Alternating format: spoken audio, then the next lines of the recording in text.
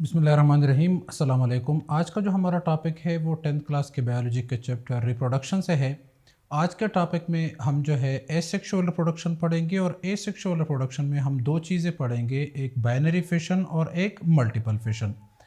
Asexual reproduction में हमारे पास क्या होता है कि ऑफस्प्रिंग जो है वो सिंगल पेरेंट से पैदा होते हैं, मतलब एक ही पेरेंट होता है, वो फिर जो है ऑर्गेनिज्म को जन्म देता है। ठीक है, मतलब एक ही सेल से दूसरा सेल बनता है, ठीक है, थ्रू माइटोसिस। एसेक्सुअल प्रोडक्शन में हमारे पास क्या होता है कि offspring from a single parents, offspring जो होता है वो सिंगल पेरेंट से पैदा होता है, मतलब उसके जो वालिदैन होते हैं वो नंबर में दो नहीं होते, माँ बाप नहीं होते, मतलब एक ही ऑर्गेनिज्म से दूसरा ऑर्गेनिज्म बन जाता है।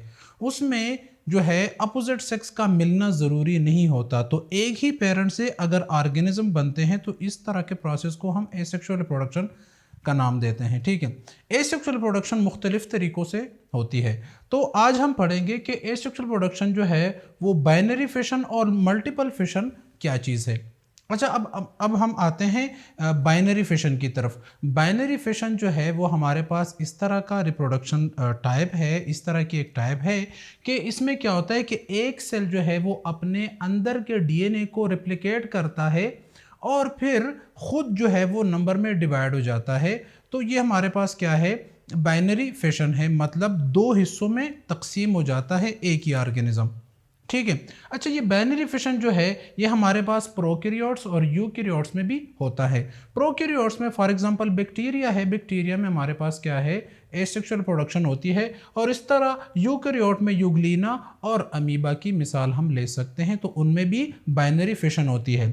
ठीक है, आते हैं बाइनरी फिशन को थोड़ा डिटेल में आप लोगों को बता देते हैं, फिर हम जाते हैं मल्टीपल फिशन की तरफ और आपको ये भी बता देंगे कि मल्टीपल फिशन क्यों होती है और बाइनरी फिशन क्यों होती है। ठीक है, अच्छा बाइनरी फिशन की तरफ आते हैं तो हम मिसाल लेते हैं, फॉर एग्जांपल हमारे पास एक ऑर्गेनिज्म है बैक्टीरिया। ठीक है, ये हमारे पास एक है बैक्टीरिया और ये क्या है, पेरेंट बैक्टीरिया है। पेरेंट बैक्टीरिया के अंदर क्या पड़ा हुआ है, ठीक है, उसका जेनेटिक मटेरियल पड़ा हुआ है, डीएनए पड़ा हुआ है। ठीक है, अब क्या होगा कि अगर जब ये रिप्रोडक्शन करेगा तो रिप्रोडक्शन के दौरान क्या होगा कि इसका जो जेनेटिक मटेरियल है वो कॉपी हो जाएगा, नंबर में जो है वो दो हो जाएंगे, मतलब 1 और 2। तो ये अपने जेनेटिक मटेरियल की कॉपी बनाएगा। कॉपी बनाने के बाद क्या हो जाएगा कि इसका जो साइटोप्लाज्म है वो थोड़ा सा एलांगेट हो जाएगा। क्या हो जाएगा, साइटोप्लाज्म इसका एलांगेट हो जाएगा, मतलब थोड़ा सा फैल जाएगा, और वो इस मकसद के लिए फैलता है कि उसका जो जेनेटिक मटेरियल है वो एक दूसरे से अलग हो जाए।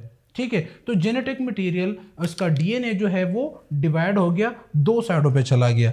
अब क्या होगा, इनवर्ड इन्वेजिनेशन होगी, तो इसका जो ये क्या, मैं आप लोगों को ये जो इसका सेल वाल है, तो इसका सेल वाल जो है वो थोड़ा थोड़ा उसमें जो है क्या हो जाएगा कि एक दूसरे से अलहदा होना शुरू हो जाएगा। ठीक है,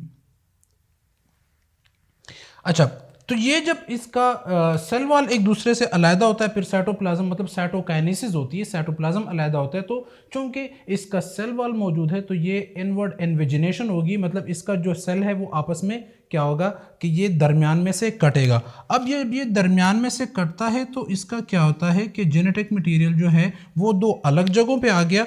अब क्या होगा कि हमारे पास दो बैक्टीरिया बन जाएंगे, इसका सेल वॉल सेपरेट हो जाएगा और हमारे पास क्या होगा, दो बैक्टीरिया बन जाएंगे, और दोनों बैक्टीरिया के अंदर अपने ही तरह का, मतलब सेम तरह का क्या होगा, जेनेटिक मटेरियल। अच्छा, तो ये हमारे पास क्या है, इनके जो है मतलब इसकी रिप्रोडक्शन हो गई, और ये हमारे पास पेरेंट सेल था और ये हमारे पास डॉटर सेल्स है। ठीक है, तो ये नंबर में दो हो गए। अब ये जो है ये आगे जाके साइज में बड़ा होगा, ग्रोथ करेगा, फिर अपने डीएनए को रिप्लिकेट करेगा और फिर बाइनरी फिशन करेगा। ठीक है, अच्छा ये तो हमारे पास आ गया बाइनरी फिशन। तो ये मैंने मिसाल दे दिया आप लोगों को बैक्टीरिया का, ये अमीबा में भी हो सकता है। ठीक है, तो अमीबा भी सेम एक ही तरह का, मतलब फॉर एग्जांपल एक अमीबा है, उसके अंदर जो है उसका जेनेटिक मटेरियल है, अमीबा जो है वो अपने जेनेटिक मटेरियल को क्या करेगा, उसको जो है वो कॉपी करेगा, लेकिन उसका ये होता है कि जो उसके वो सूडोपोडिया नहीं होते, मतलब जो उसके फॉल्स लेग्स होते हैं उनको थोड़ा सा कंडेंस कर देगा, मतलब अपने अंदर की तरफ खींच लेगा, जेनेटिक मटेरियल की कॉपी बनाएगा।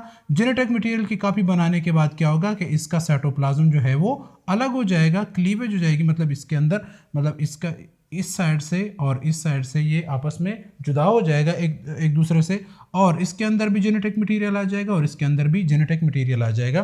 तो ये हमारे पास डॉटर सेल बन गए। ये बाइनरी फिशन किस चीज़ में? ये अमीबा में। ठीक है, अब मल्टीपल फिशन की तरफ आते हैं। तो बाइनरी फिशन और मल्टीपल फिशन में बेसिकली फ़र्क क्या चीज़ है?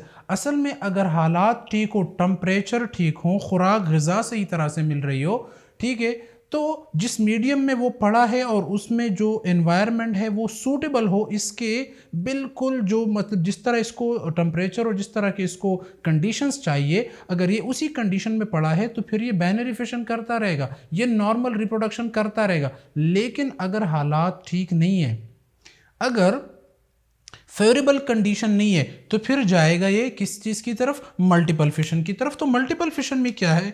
अगर मैं आप लोगों को मिसाल दे दूं कि ये आपके पास क्या है? अमीबा है, और ये अमीबा के अंदर उसका पड़ा हुआ है जेनेटिक मटेरियल। तो ये अमीबा क्या करेगा? ये अमीबा क्या करेगा कि ये जो है, ये जो इसका स्ट्रक्चर है, इसको थोड़ा सा क्या करेगा? हार्ड करेगा, इसको सख्त कर देगा, मतलब हार्ड शेल जो है इसके इर्द गिर्द जमा हो जाएगा, तो ये कंप्लीटली सख्त हो जाएगा। अब ये क्या करेगा कि अपने जेनेटिक मटेरियल की जो है वो कॉपीज़ बनाएगा, और एक नहीं काफ़ी सारी कॉपीज़ बना देगा।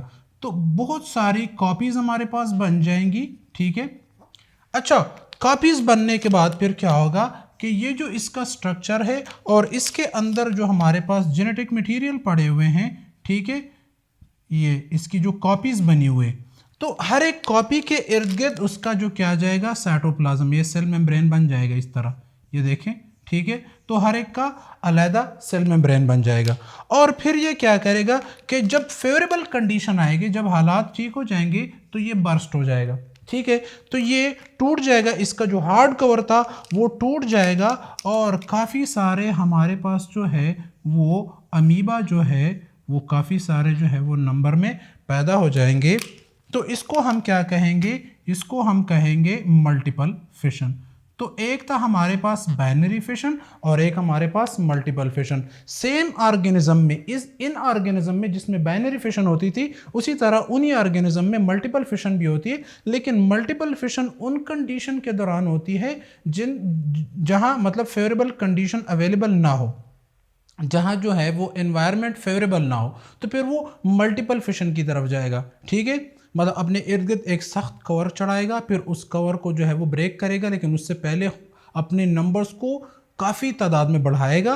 फिर जब हालात ठीक हो जाएंगे, फिर जो है वो हार्ड कवर को तोड़ के बाहर आ जाएंगे। लेकिन अगर एनवायरनमेंट फेवरेबल है, ठीक है, कंडीशन बेहतरीन है, तो फिर ये बाइनरी फिशन करता रहेगा। ठीक है, तो ये था आज का हमारा टॉपिक बाइनरी फिशन और मल्टीपल फिशन के बारे में।